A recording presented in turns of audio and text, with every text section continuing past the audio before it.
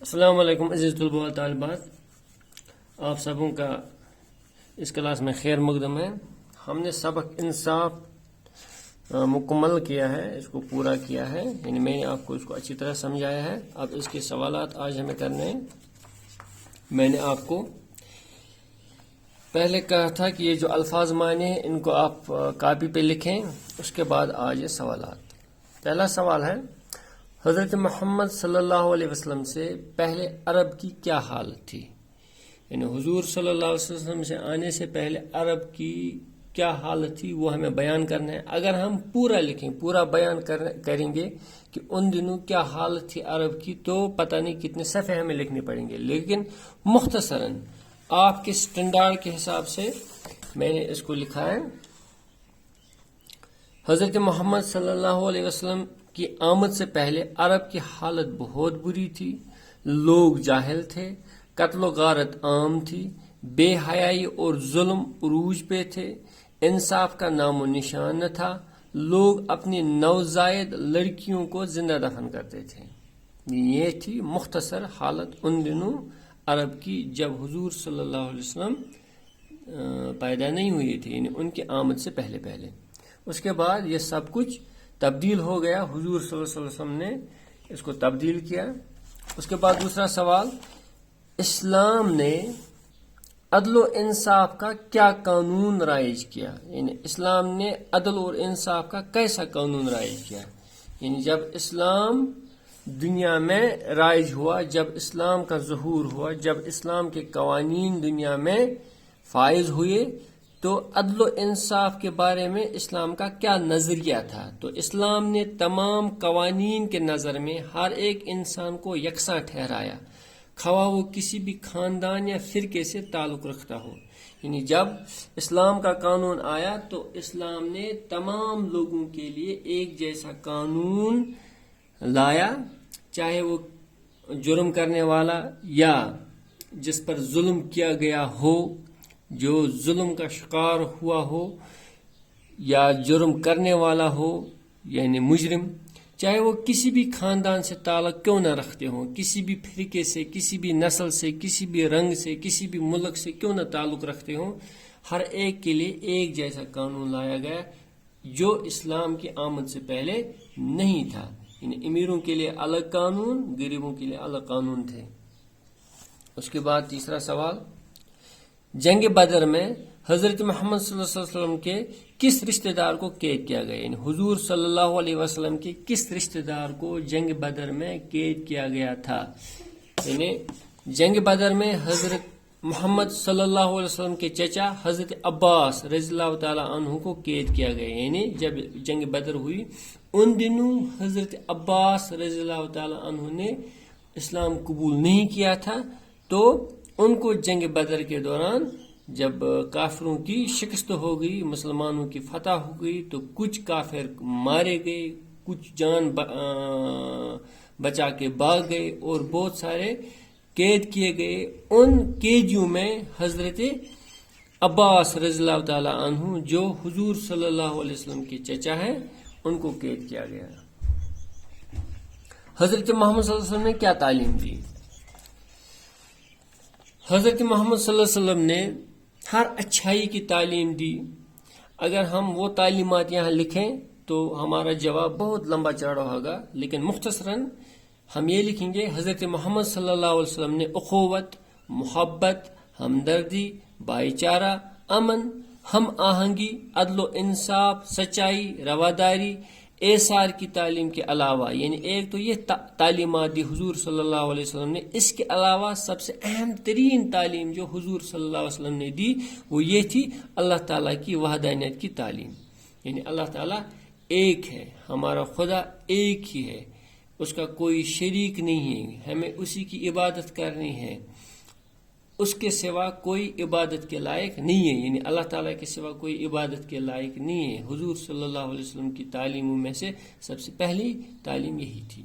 تو مختصراً جواب یہی ہوگا، یعنی مختصر سا جواب، حضرت محمد صلی اللہ علیہ وسلم نے اخوت، محبت، ہمدردی، بھائی چارہ، امن، ہم آہنگی، عدل و انصاف، سچائی، رواداری، ایثار کی تعلیم کے علاوہ اللہ تعالیٰ کی وحدانیت کی تعلیم دی۔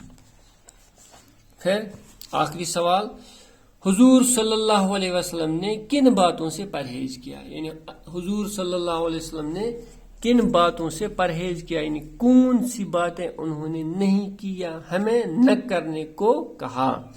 حضور صلی اللہ علیہ وسلم نے ہر غلط اور بری بات سے پرہیز کیا. ظاہر سی بات ہے، ان کا کردار ہی سراپا قرآن ہے. تو حضور صلی اللہ علیہ وسلم نے ہر غلط، ہر بری، ہر ناگوار بات سے پرہیز کیا. ان سے زندگی میں کبھی بھی کوئی بھی خطا کیا، ان سے کوئی بھی لغزش بھی سرزد نہیں ہوئی ہے. تو نا انصافی، جھوٹ، وعدہ خلافی، غصہ، حق دبانا، باطل کا ساتھ دینا، بدلہ لینا وغیرہ وغیرہ، ان تمام چیزوں سے حضور صلی اللہ علیہ وسلم نے زندگی بھر پرہیز کیا ہے. یعنی ہمیں بھی ان چیزوں کا دھیان رکھنا چاہیے، ہمیں بھی انہی باتوں پہ عمل کرنی چاہیے. یعنی ہمیں بھی ان باتوں سے پرہیز کرنا چاہیے. یعنی جو حضور صلی اللہ علیہ وسلم نے نہیں کیا، ہمیں بھی وہ نہیں کرنا چاہیے. جو انہوں نے کیا، ہمیں بھی وہی کام کرنے چاہیے. جن باتوں سے انہوں نے پرہیز کیا، ہمیں بھی ان باتوں سے پرہیز کرنا چاہیے. یہاں پہ آپ اسکرین شاٹ اٹھائیں، پھر آرام سے لکھیں. ہوئے 4 سوالات، اور 5ویں سوال کا اسکرین شاٹ یہاں پہ اٹھائیں، پھر آرام سے لکھیں. اس کے بعد مثال دے کر خالی جگہیں پور کرنی ہے ہمیں. یہاں پہ مثال دی گئی ہے، اور جیسے مثال میں دیا گیا ہے ویسے ہی ہمیں بھی آگے باقی خالی جگہوں کو پورا کرنا ہے. مثال کیا ہے؟ کشمیر، جگہ کا نام. کشمیری یعنی کشمیر میں رہنے والے، کشمیر کا رہنے والا، یعنی کشمیر، کشمیری، کشمیری ہوا کشمیر کا رہنے والا. اسی طرح عجم یعنی عرب کے علاوہ جو باقی دنیا ہے، مشرقی دنیا، جن میں ہمارے ممالک آتے ہیں، پاکستان، ہندوستان، یہ چائنا، نیپال، بنگلہ دیش، ان ممالک کو کہتے ہیں عجم.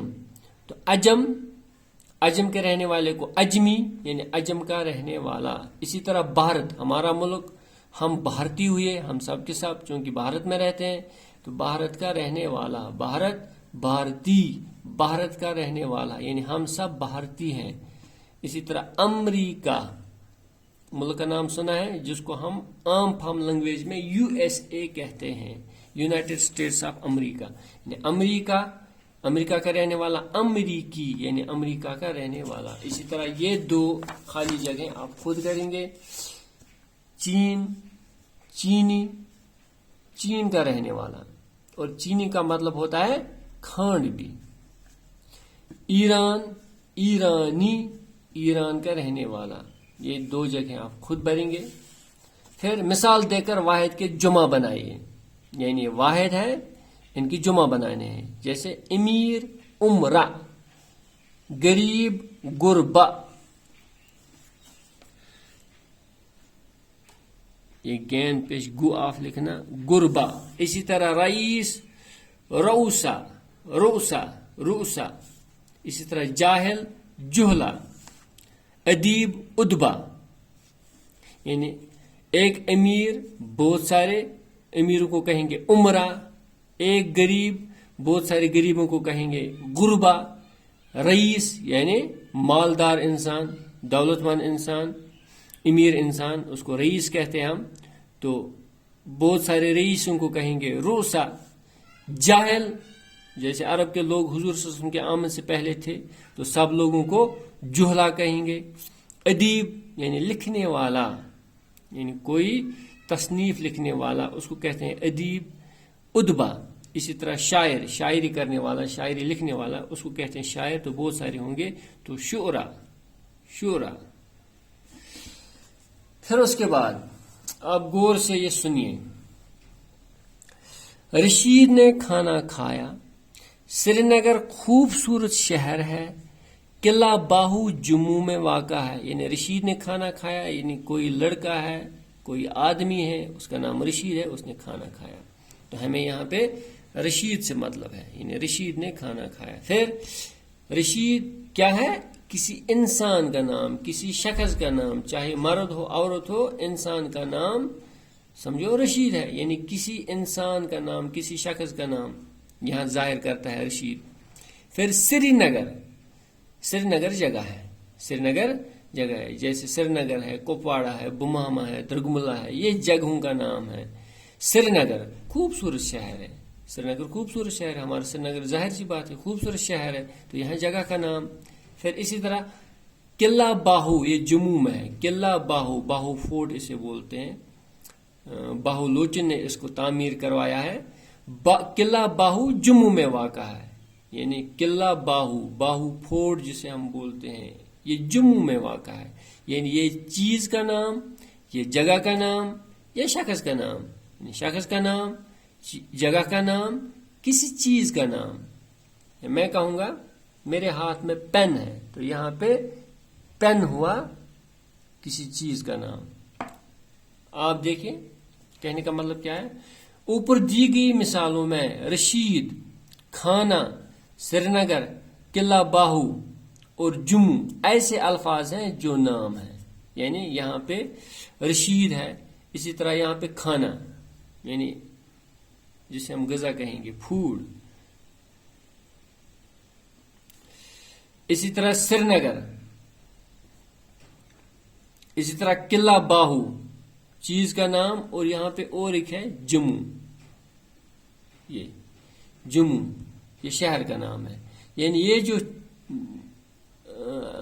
نام ہے رشید، کھانا، سری نگر، قلعہ باہو، یہ ایسے الفاظ ہیں جو نام ہیں. یعنی یہ چیزوں کے نام ہیں، یا انسانوں کے نام ہیں، یا جگہوں کے نام ہیں. جیسے کھانا چیز کا نام ہے، قلعہ چیز کا نام ہے، رشید شخص کا نام ہے، سری نگر، جموں یہ جگہوں کے نام ہے. تو وہ لفظ جو کسی جگہ کا نام ہو، کسی چیز کا نام ہو، یا کسی شخص کے نام کو ظاہر کرتا ہو، یعنی کسی شخص کا نام، کسی چیز کا نام، کسی جگہ کا نام، ان ناموں کو بولتے ہیں اسم. یعنی وہ لفظ جو کسی شخص، کسی جگہ یا کسی چیز کے نام کو ظاہر کرتا ہے اسے نام کہتے ہیں، اسے اسم کہتے ہیں، اسے اسم کہتے ہیں. یعنی اسم کا مطلب ہی ہوتا ہے کسی جگہ کا نام، کسی چیز کا نام، کسی شخص کا نام. تو اسی لیے رشید، کھانا، سری نگر، قلعہ باہو اور جموں یہ تمام کے تمام الفاظ جو ہیں یہ اسم کہلاتے ہیں. تو ہمیں کیا کرنا ہے، نیچے کچھ جملے دیے گئے ہیں، ان جملوں میں ہمیں اسم تلاش کرنے ہیں. جیسے اکبر روتا ہوا گھر آیا، تو اس جملے میں اکبر کوئی شخص کا نام، روتا ہوا گھر آیا، اکبر اور گھر یہ دونوں اسم ہیں. اسی طرح اقبال بہت بڑے شاعر ہیں، اس میں علامہ اقبال رحمۃ اللہ علیہ اسم ہے. لداخ پہاڑوں پر واقع ہے، لداخ جگہ کا نام، پھر پہاڑ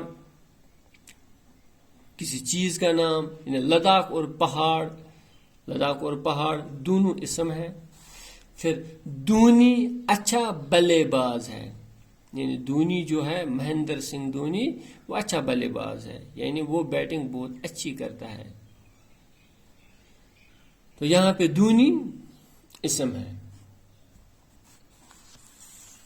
اس کے بعد ہم کوشش کریں گے خود سے کچھ اسموں کو ڈھونڈنے کی، یعنی آپ خود کریں گے یہ کام. میں آپ کو کل دوں گا انشاءاللہ، کل میں پوچھوں گا بھی آپ سے، میں آپ کو پرسنلی فون کروں گا اور فون پہ پوچھوں گا اسموں کے نام، اس لیے آپ اس چیز کی پریکٹس کریں گے. پھر اس کے بعد ہم اکثر ایسے الفاظ کے جوڑے استعمال کرتے ہیں جو آپس میں متضاد ہوں. چلو یہ آج کے لیے نہیں، میں آپ کو کل سمجھاتا ہوں متضاد الفاظ کیا ہوتے ہیں. آج کے لیے اتنا ہی، اللہ حافظ. اگر کہیں پہ آپ کو کوئی دقت آتی ہے تو آپ مجھے فون کیجیے گا، میں آپ کو PDF فائل یہاں پہ اس واٹس ایپ گروپ میں ڈالتا ہوں، اور اس کے علاوہ ویڈیو میں بھی جہاں پہ آپ کو مشکل لگتا ہے آپ مجھ سے فون پہ پوچھ سکتے ہیں. آج کے لیے اتنا ہی، اللہ حافظ.